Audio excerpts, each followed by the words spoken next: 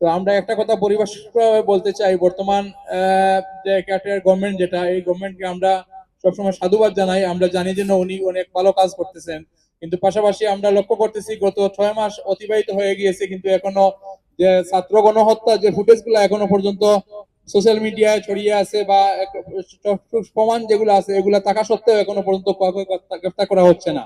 কিন্তু আমরা একজন মানবাধিকার কর্মী হিসাবে স্পষ্ট ভাষায় বলতে চাই যে বাংলাদেশে অতীতে যে যতগুলা ঘটনা ঘটেছে এখনো পর্যন্ত কোনো ঘটনারই এখনো সত্য উদ্ঘাটন করে কোনো বিচারের আয়তায় আনা হয়নি। তাই আমরা ভাবছি যেন অন্ততপক্ষে অন্তর্বর্তীকালীন সরকার যে ডক্টর ইউনূস সাহেব আছেন, উনি অন্ততপক্ষে এই কাজটি খুব দ্রুত করবেন। আমরা সেই আশাবাদ ব্যক্ত করছি, এবং আজকের এই ব্রিটিশ বাংলাদেশিদেরকে নিয়ে আমরা আজকে একটা সমাবেশের আয়োজন করেছি। পরবর্তীতে আমরা আরো বিভিন্ন কর্মসূচি দেব।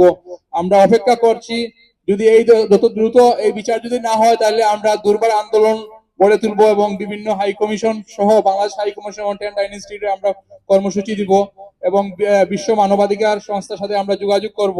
তো আমরা অন্তর্বর্তীকালীন সরকারকে অনুরোধ করছি যেন অতি দ্রুত সম্ভব যাতে এই হত্যাকাণ্ডের বিচার করা হয়।